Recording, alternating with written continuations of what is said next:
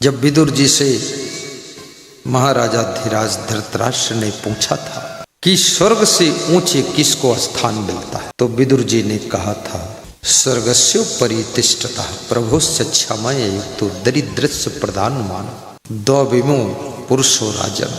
जो लोग बलवान होते हुए, समर्थ होते हुए, अधिकृत होते हुए, शक्तिशाली होते हुए, धनवान होते हुए कमजोर व्यक्ति को भी क्षमा कर देते हैं, और जो लोग बहुत धनवान नहीं हैं लेकिन फिर भी कुछ कुछ दान करते रहते हैं, ऐसे लोगों के घर में स्वर्ग उतर जाता है।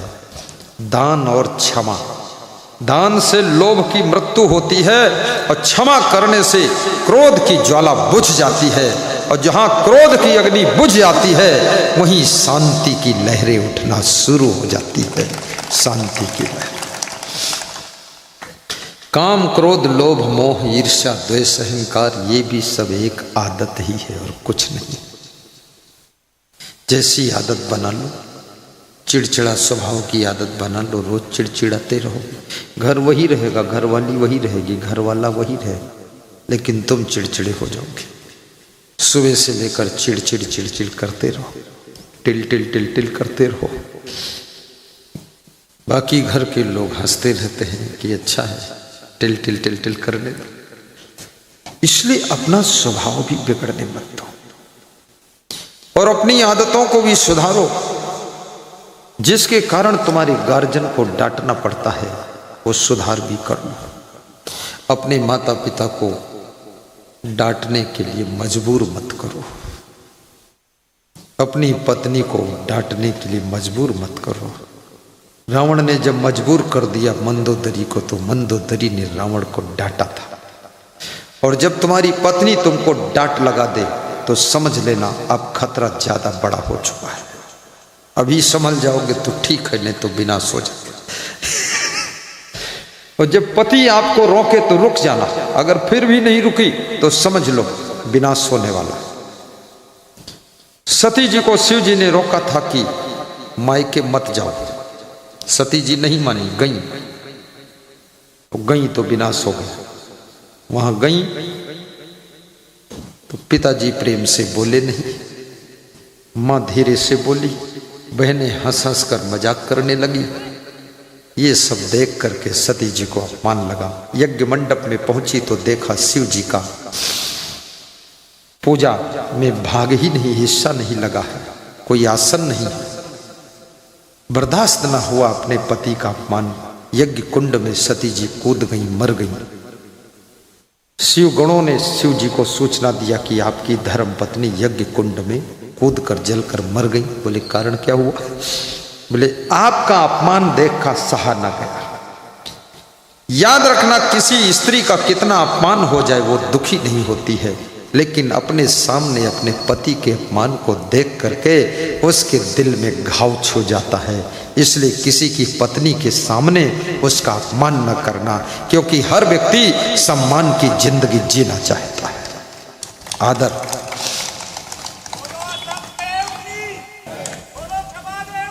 जय जय जय जय श्री राम। शिव जी ने आदेश दिया शिव गणों को, जितना मार सको मारो। वहां तो यज्ञ मंडप सब नोच तोड़कर फेंक दिया शिव गणों ने। और शिव जी ने कहा मेरे ससुर को अच्छी पिटाई करो, दक्ष प्रजापति को, वो बहुत मूर्ख आदमी। दक्ष प्रजापति की बहुत पिटाई हुई, और जितने पंडित ब्राह्मण आए थे मंत्रबद्ध पढ़ रहे थे उनको भी पीटा। शिवगण बहुत गुस्सा हो गए। शिव जी ने कहा अगर फाइनल नहीं किया तो समझ ले तुमको ठीक करूंगा। इतनी कुटम कुटाई हुई, सब यज्ञ विध्वंस हो गया। देवता जो बैठे थे विष्णु आदि और सब देवता आए थे वहां यज्ञ में, वो भी सब भागे, मार काट चालू हो गया। अब ये हालत क्यों हुई? शिव जी ने सती जी को रोका था वहां मत जाना, लेकिन गई थी। इसलिए कोई खास व्यक्ति तुमको रोके तो रुक भी जाना, कोई बहुत खास व्यक्ति समझाए तो थोड़ा समझ भी लेना, और बड़ों बड़ों को भी समझाना पड़ता है। और समझाने से जो समझ जाए वो बहुत महान होता है। पुत्र और बहू, शिष्य और भक्त,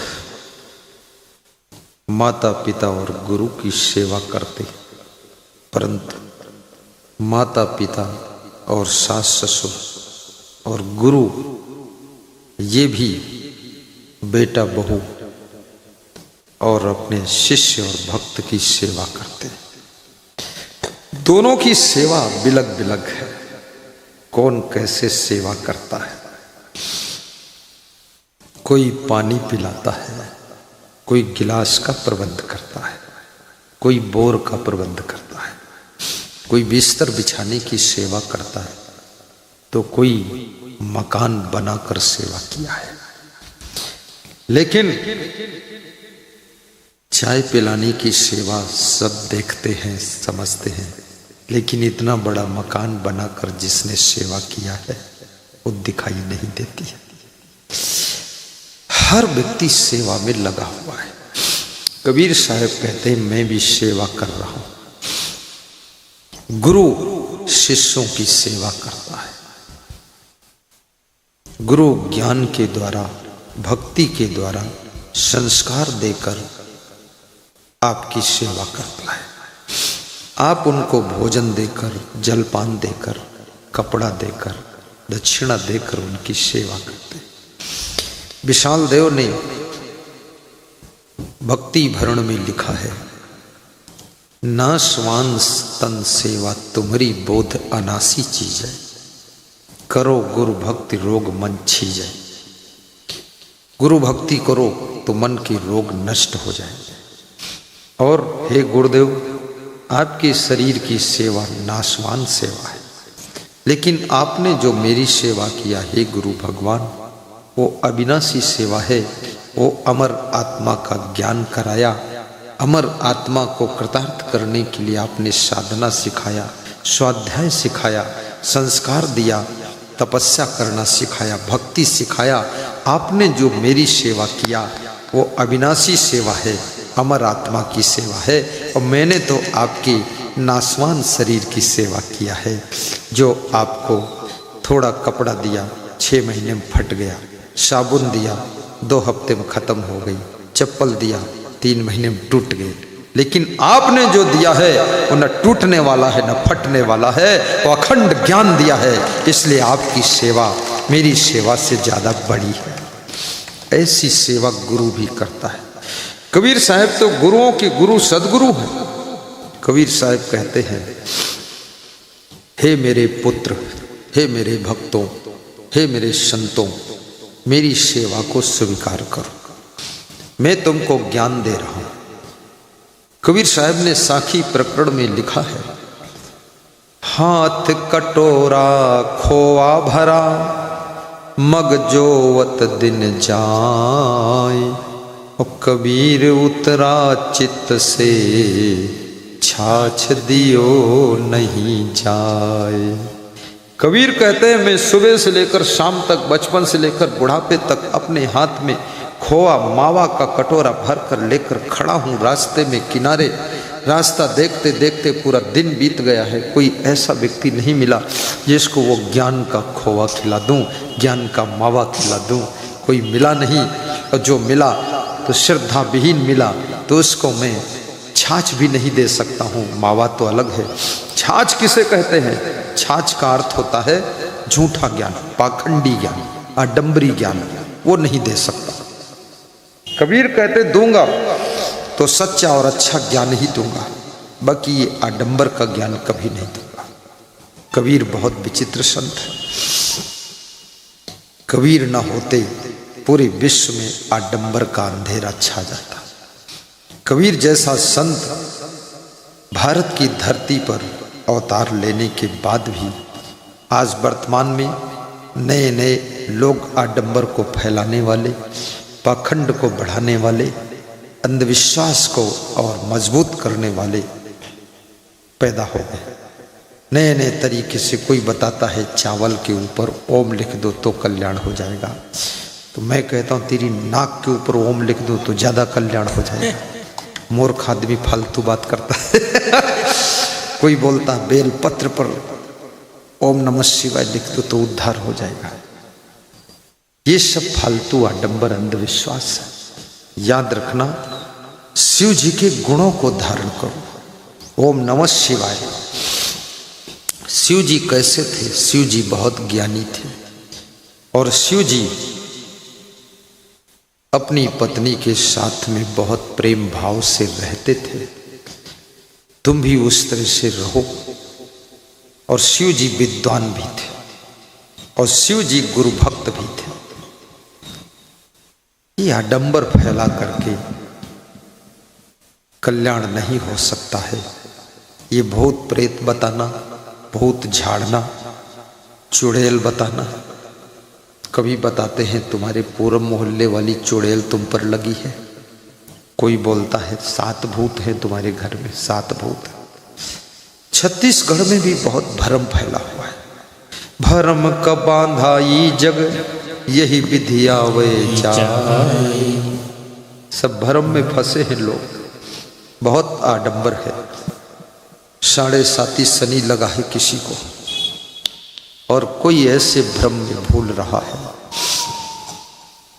कितनों के घरों में अला बला भूत प्रेत बहुत है। ये कुछ होता ही नहीं है। मैं मध्य प्रदेश में सत्संग कर रहा था, उतनवाड़ गांव में, डिस्ट्रिक्ट श्योपुर कला। बाबूलाल मीणा, राजेंद्र मीणा सत्संग करा रहे थे। तो मैं सत्संग में जा रहा था तो निकला जो ही गेट से तो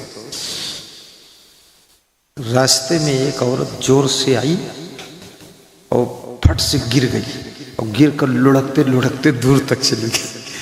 तो मैंने कहा ये क्या है? बोले बाहर की हवा है। हमने कहा हवा इसी को लगती है और किसी को हवा नहीं लगी। ये बाहर की हवा कैसी हवा है? बोले थोड़ी देर में शांत हो जाएगी। तो हमने कहा इसको थोड़ा साइड करो, हम तो निकले। तो रास्ते में लुढ़की पड़ी। बोले आप रुक जाओ, थोड़ा हवा शांत हो जाएगी। थोड़ी देर में वो ठीक हो गई, अंदर गई, कपड़ा पहनकर फिर सत्संग में आ गई। तो मैंने कहा ये एक औरत कहाँ की है? बोले ये मेरी ही बहन है। तो हमने कहा ऐसा पटक कर गिरती है? बोले बाहर की हवा आ जाती है, कोई देवी देवता का प्रभाव। हमने कहा पूरा ढोंग मचा रखा तुम लोगों। देवी देवता किसी को पटकते नहीं है। देवी देवता किसी को दुख नहीं देते हैं और ये भूत प्रेत धरती पर होते ही नहीं हैं। मृत्यु के बाद शरीर अग्नि में दफन हो जाता है, आत्मा दूसरी जगह जन्म ले लेता है। तो कौन सी चीज है जो भूत बन गई? कुछ बचा ही नहीं तो भूत कैसे बना? चुड़ैल कैसे बने?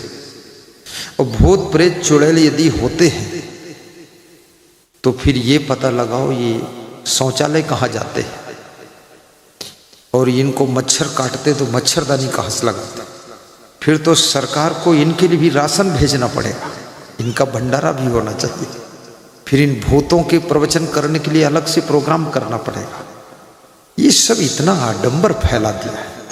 और फिर शास्त्रों में भी लिख दिया कि भूत पिशाच निकट नहीं आवे, महावीर जब नाम सुनावे। निकट क्या आएगा जब होता ही नहीं? तो निकट कैसे आएगा? इस आडंबर से बचो। ये कभी अंधविश्वास में फंसना नहीं चाहिए। आपके पास में 3 चीजें हैं, शरीर, मन और आत्मा।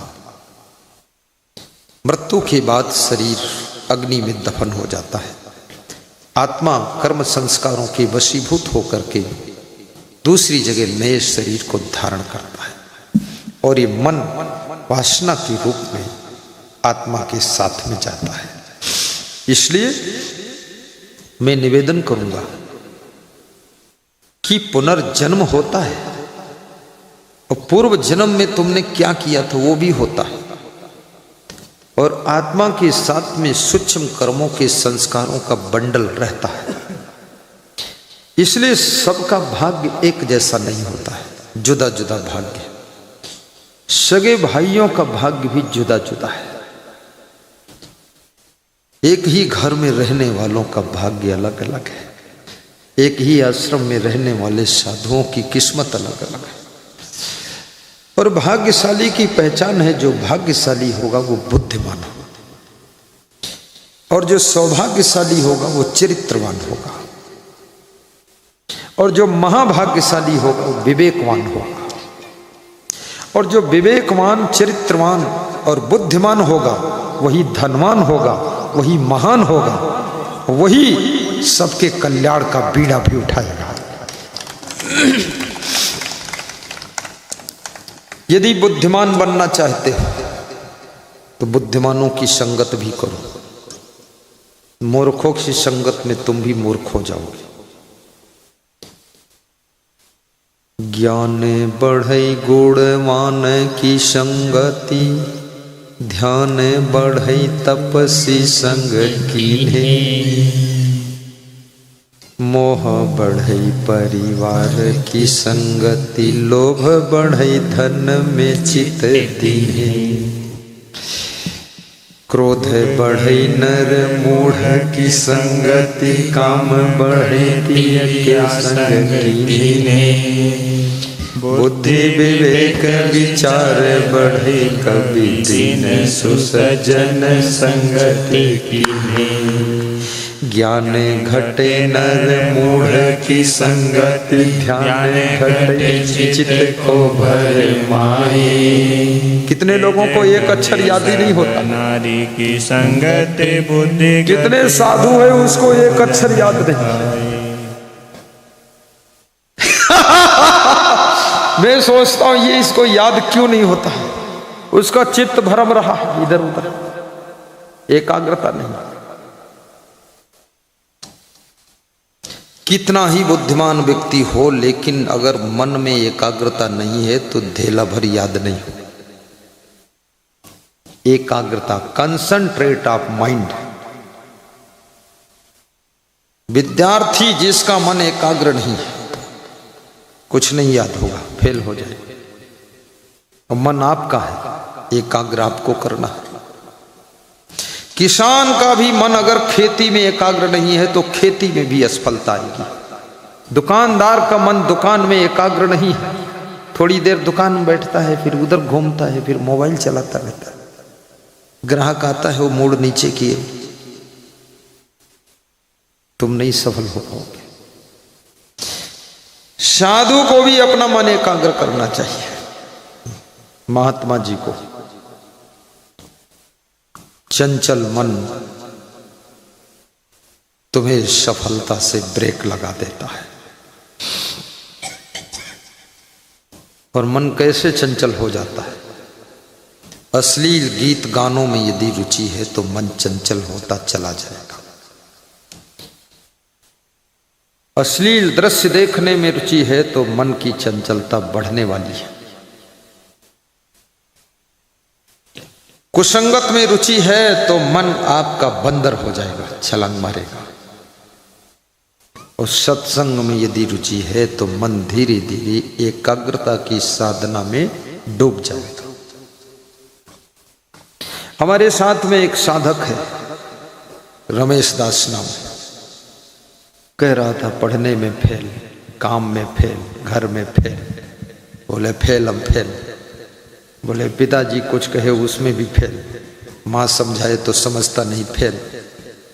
बोले आपका प्रवचन सुना गुरुदेव, सुनते सुनते सुनते सुनते चेतना जागृत हो गई, मन एकाग्र हो गया। वो पीछे खड़ा है साधक, और उसने कहा कि फिर पढ़ने में मैं एकाग्र हुआ तो 10th में बोर्ड परीक्षा में 72% नंबर लाया हूं, डिक्टेंशन मार्क। तुम कम बुद्धिमान नहीं हो, तुम एकाग्र नहीं हो पा रहे हो, तुम कुछ कार्य कर नहीं पा रहे हो क्योंकि तुम्हारे पास में तादाद से ज्यादा शर्म है, संकोची बहुत हो। तुम्हारा नाम सुरेश दास है। हमारे साथ में 13 साल से एक साधु रहता है, आज तक वो माइक में कभी बोला ही नहीं। प्रोग्राम का प्रबंधक है, चीफ प्रोग्राम डायरेक्टर बना। माइक देख कर कहता ये सांप है क्या? हमने कहा सांप, ये माइक है। इस साल समझाया उसको तो उसने माइक पकड़ा, बोलना शुरू किया, बहुत अच्छा बोलता है। कभी कभी तुम योग्य हो, तुम्हारे अंदर बहुत गुण है, कला है, लेकिन संकोच के कारण तुम्हारी कला सुसुप्त अवस्था में पड़ी रह जाती है। इसलिए अति संकोच अनर्थ, ज्यादा संकोच करने वाले जीवन में सफल नहीं होते हैं। संकोच कीजिए बुराइयों से, लेकिन अच्छे कार्य के लिए निसंकोच होकर के काम कीजिए। कितने लोगों को तो झाड़ू लगाने में भी संकोच है। ऐसे ऐसे लोगों को देखा हूं भोजन करने के बाद अपना मुंह और हाथ धोने में संकोच, बड़ी शर्म लग रही, हाथ पीछे छिपा छिपा के ले जाते। अरे क्या कोई जानता नहीं कि हाथ है साथ में? लुलवा थोड़े होते, आगे ले जाओ नहीं पीछे पेंट में लग जाएगी जूठ।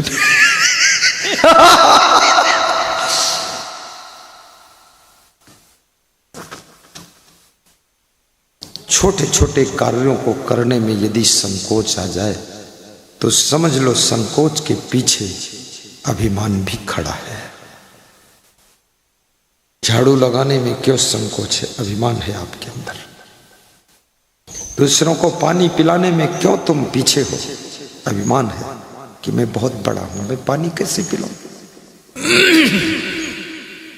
इसलिए निवेदन करूंगा, अधिक संकोच मत कीजिए,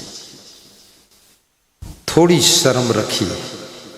बेशर्म मत बनी, लेकिन ज्यादा शर्म करोगे तो तुम कुछ कर ना सकोगे। अच्छे कार्यों में क्या शर्म है? कितने लोगों के घरों में कोई मेहमान आता है तो घर के लोग शर्म संकोच में घर में घुस जाते हैं, द्वार पर मिलते ही वो मेहमान देखता क्या बात सब चले गए, सब शर्मिंदा है, संकोच कर रहे हैं मिलने में। नहीं नहीं, मेहमान से बोलिए आइए आइए, साहिब बंदगी, नमस्ते, बैठिए, विराजिए, आओ आओ। अरे हम लोग तो आपका इंतजार कर रहे थे, बैठो, कुशल मंगल तो है ना, बैठिए, मैं आपके लिए जल लाता हूँ, जल पिला दो, एक चाय पिला दो, कोई जरूरी थोड़े कि अप्पे खिला दो, अप्पे के बजाय कुछ गप्पे लगा दो, बातें कर लो। मेहमान का स्वागत तुम्हारी मुस्कान से होता है, तुम्हारी खुशी से होता है। कोई मेहमान आ जाए आप खुश हो जाओ, इससे बड़ा कोई नाश्ता नहीं है, इससे बड़ा कोई जल। अकेले बैठकर भी कभी कभी हंसा करो, ये फार्मूला आपको सिखा रहा हूं। कोई मनोरंजन की बात कहता है तब तुम हंसते हो, वो हंसी तुम्हारी असली नहीं है, वो हंसी उसके मनोरंजन के शब्दों से पैदा हुई है, वो उधार की हंसी है। कोई ना हो, अकेले तुम हो, तब भी थोड़ा ठहाका लगाकर कमरे के अंदर हंसो, वो ओरिजिनल आपकी स्पेशल हंसी है। और वही हंसी तुमको आरोग्य बनाती है, निरोगी बनाती है, स्वस्थ बनाती है, मस्त बनाती है, चुस्त तंदुरुस्त बनाती है। अकेले में हंसना भी सीखो, अकेले में मुस्कुराना भी सीखो। दूसरों को देखकर तो इसलिए भी लोग मुस्कुरा देते हैं कि कहीं ये नाराज ना हो जाए, इसलिए खुश हो जाओ, लेकिन अकेले में भी खुश रहो। और जो प्रसन्न होकर जीवन जीता है उसको याद रखना, बुद्धि कुशाग्र हो जाती है। जो हंसता है उसका हार्ट कंप्लीट रहता है, और जो बहुत दुखी रहता है उसके शरीर में नाना बीमारियां जड़ जमा लेती है। और जो टेंशन करता है उसके चेहरे की सुंदरता नष्ट हो जाती है। और जो बहुत चिंता करता है वो जवानी में ही बूढ़ा जैसा दिखने लगता है। और जो दुख के आने पर भी दुखी नहीं होता है वो बुढ़ापे में भी जवानों जैसा चमकता रहता है, चमकता रहता है। दुखेश अनुद्विग्न मनः सुखेश विगत अस्पृहा वीतराग भय क्रोधा स्थित धीम निश्चित। जो क्रोध के आने पर भी क्रोध नहीं करता है, लालच के आने पर भी कोई चीज की चोरी नहीं करता है, लालच को ब्रेक लगाता है। और जो आलस के आने पर भी आलस को लात मारकर भगा देता है, आलस नहीं करता है। और जिसके जबान पर गालियां आ गई फिर भी वो गाली मुंह से बाहर नहीं निकालता है, याद रखना वो धरती का देवता और देवी होता है। वो जहां रहता है वहां धन धान्य से पूर्ण रहता है।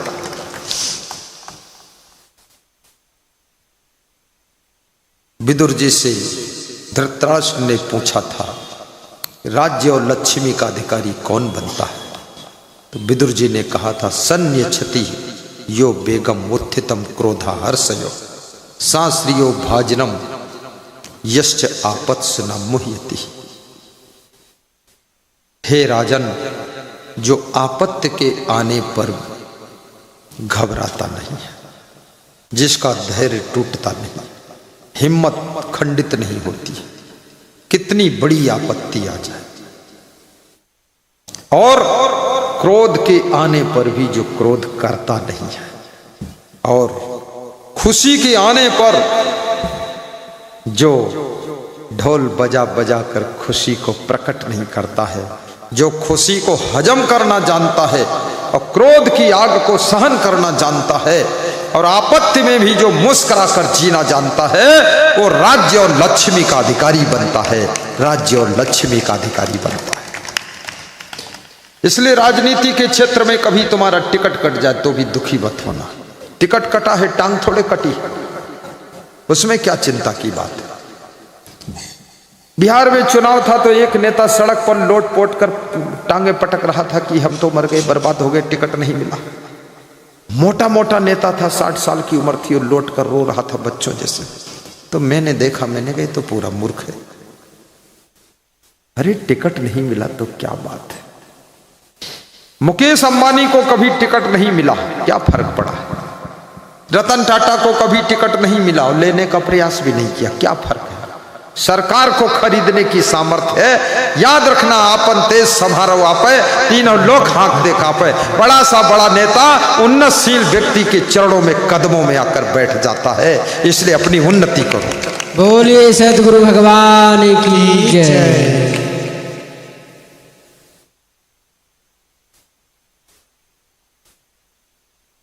व्यापार में हानि हो जाए तो भी दुखी ना होना, क्योंकि हानि लाभ जीवन मरण जस अब जस विधियात।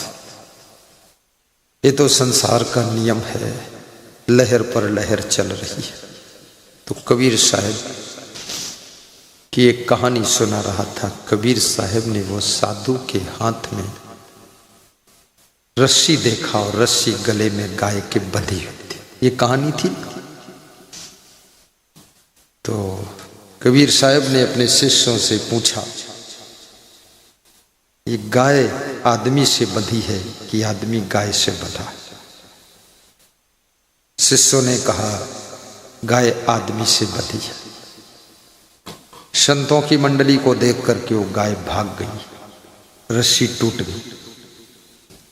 तो जिसकी गाय थी वो पीछे पीछे गाय के दौड़ रहा था।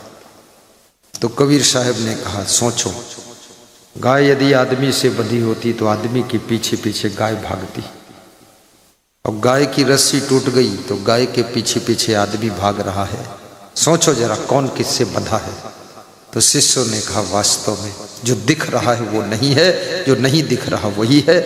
गाय आदमी से नहीं बंधी है, बल्कि आदमी गाय से बंधा हुआ है। बंधन को पहचान लो तो मुक्ति का रास्ता ढूंढे मिल सकता है।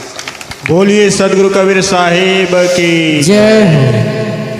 जियत न तरो मोये का तरी हो, जियत ही जो न तरे। कबीर साहब कहते, जीते जी नहीं तर सके तो मरने के बाद क्या तरोगे।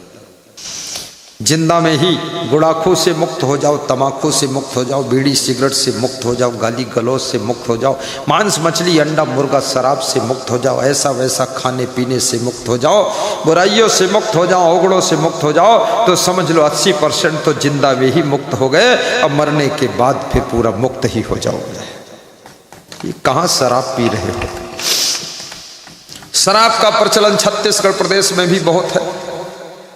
अगर शराब बंद कर दे सरकार तो पड़ोस से लोग शराब मंगा लेंगे, दुगने पैसा देकर शराब पिएंगे। महाराष्ट्र से शराब आ जाएगी। महाराष्ट्र तरफ से अंडा भी बहुत आता है छत्तीसगढ़ में, 20 ट्रक अंडा रोज आता है। और छत्तीसगढ़ बॉर्डर से आगे बढ़ने ही नहीं पाता उड़ीसा तरफ, फिर ट्रक खाली होकर लौट जाता है। अंडा और शराब। और याद रखना, शराब देखने में लगता है कि तुम शराब को पीते हो, लेकिन सच्चाई ये नहीं है। सच्चाई ये है कि शराब तुमको पीती है, शराब तुम्हारी सेहत को पीती है, शराब तुम्हारे धन को पीती है, शराब तुम्हारी बुद्धि को पी जाती है, शराब तुम्हारे मान सम्मान को पी जाती है, तुम्हारे जमीन दौलत को पी जाती है, शराब तुम्हारी इज्जत को पी जाती है। इसलिए बुद्धिमानी यही है कि शराब का त्याग कर